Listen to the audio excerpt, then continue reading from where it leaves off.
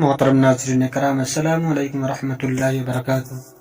ناظرین کرام، آج ہم پھر لے کر آئے ہیں بہت ہی پیارا اور دلچسپ واقعہ جو بڑا ہی عبرتناک ہے۔ آپ لوگ اس کو بغور آخر تک ضرور سنیں۔ یہ واقعہ ہے اللہ کا عذاب لڑکی بنی صاحب۔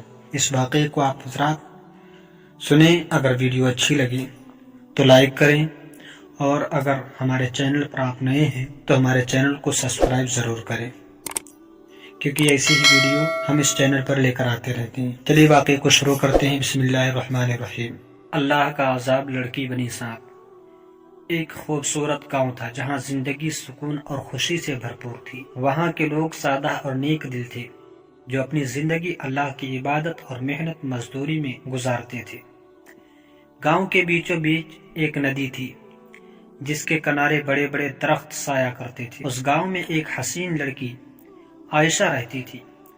وہ اپنی خوبصورتی کے لیے مشہور تھی، لیکن اس کے دل میں عاجزی اور شکر گزاری کی جگہ غرور اور خود پسندی تھی۔ عائشہ گاؤں کی سب سے حسین لڑکی تھی۔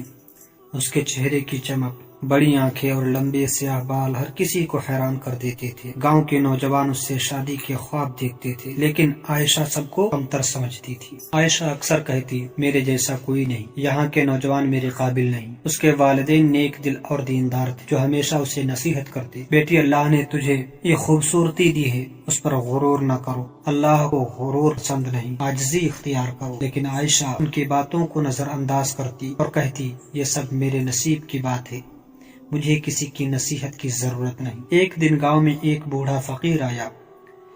وہ تھکا ہوا اور بھوکا لگ رہا تھا۔ اس نے گاؤں کے گھروں کے دروازے کھٹکھٹائے اور اللہ کے نام پر کھانے کی درخواست کی۔ گاؤں کے لوگ اپنی استطاعت کے مطابق اسے کچھ نہ کچھ دے رہے تھے۔ فقیر عائشہ کے دروازے پر پہنچا اور کہا، بیٹی اللہ کے نام پر مجھے کچھ کھانے کو دے۔ عائشہ نے دروازہ کھولا اور فقیر کو دیکھنے کے بعد غصے سے کہا، یہاں سے دفع ہو جاؤ، میرے دروازے پر تم جیسے بھکاریوں کے لیے کچھ نہیں ہے۔ فقیر نے سکون سے کہا، بیٹی اللہ کی نعمتوں کا شکر ادا کرو، غرور انسان کو تباہ کر دیتا ہے۔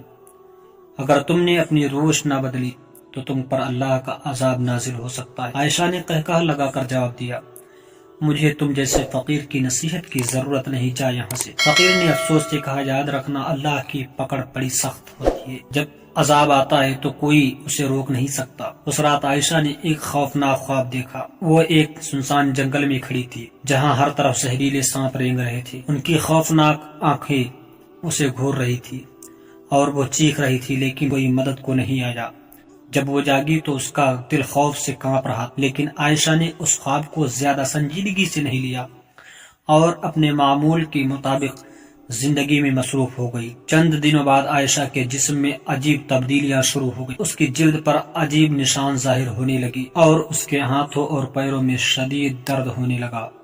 وہ آئینے میں دیکھتی تو ڈر جاتی۔ کچھ ہی دنوں میں اس کا جسم آدھا انسان اور آدھا سانپ کا بن گیا۔ اس کی آنکھیں زرد ہو گئیں اور اس کی زبان تو شاخہ بن گئی تھی۔ گاؤں کے لوگ اس کی حالت دیکھ کر ڈرنے لگے، سمجھ گئے کہ یہ اللہ کا عذاب ہے۔ گاؤں کے بزرگوں نے کہا، یہ اس کے غرور اور ناشکری کی سزا ہے، اللہ نے اسے عبرت کا نشان بنا دیا ہے۔ جب عائشہ مکمل طور پر سانپ میں تبدیل ہو گئی تو گاؤں کے لوگ اسے اپنے قریب رکھنے سے ڈرنے لگے۔ وہ اسے جنگل لے گئے اور وہاں چھوڑ دیا۔ عائشہ جنگل میں اکیلے رہنے لگی۔ وہ دن رات اللہ سے معافی مانگتی اور اپنی غلطیوں پر پچھتاتی، لیکن اب بہت دیر ہو چکی تھی۔ اس کی چیخیں جنگل کی خاموشی میں گونجتی رہتی، لیکن کوئی اسے بچانے والا نہیں تھا۔ عائشہ کی تنہائی اور آخری انجام۔ عائشہ جنگل میں ایک خوفناک اور تکلیف دہ زندگی گزار رہی تھی۔ ہر روز اس کی حالت مزید بگڑتی، سانپ کے روپ میں رہتے ہوئے وہ اپنی انسانیت کو، لیکن اس کا دل ابھی بھی اپنے ماضی پر پچھتا رہا تھا۔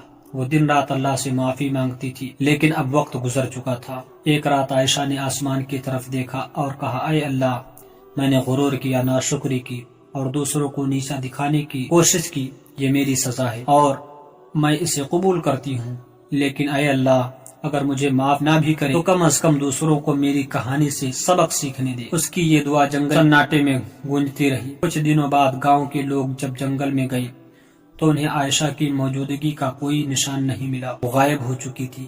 کچھ لوگ کہتے ہیں کہ وہ مر گئی اور کچھ کا ماننا تھا کہ اللہ نے اس کی تکلیف سے آزاد کر دیا۔ عائشہ کی کہانی گاؤں کے لیے ہمیشہ کے لیے ایک سبق بن گئی۔ ہر چھوٹا بڑا اس کے انجام کو یاد کر کے اللہ کی نعمتوں پر شکر ادا کرنے لگا۔ وہ غرور سے بچنے اور دوسروں کی مدد کرنے کی کوشش کرتے۔ گاؤں کے بزرگ ہمیشہ نوجوانوں کو نصیحت کرتے، یاد رکھو غرور انسان کو اللہ سے دور کر دیتا ہے، اللہ کے سامنے جھکنے والا انسان ہی کامیاب ہوتا ہے۔ سبق: یہ کہانی ہمیں سکھاتی ہے کہ اللہ کی دی ہوئی نعمتوں پر شکر ادا کرنا چاہیے اور عاجزی اختیار کرنی چاہیے۔ غرور نہ صرف انسان کو دوسروں سے دور کر دیتا ہے بلکہ اللہ کے قہر کو بھی دعوت دیتا ہے۔ اللہ معاف کرنے والا ہے لیکن اس کی پکڑ بہت سخت ہے، اس لیے زندگی میں ہمیشہ عاجزی اور شکر گزاری کو اپنانا چاہیے اور دوسروں کے ساتھ بھلائی کرنی چاہیے۔ عائشہ کی کہانی ہمیشہ ہمیں یہ یاد دلاتی رہے گی کہ اللہ کے عذاب سے کوئی نہیں بچ سکتا اور صرف نیک اعمال ہی ہماری زندگی کو کامیاب بنا سکتے۔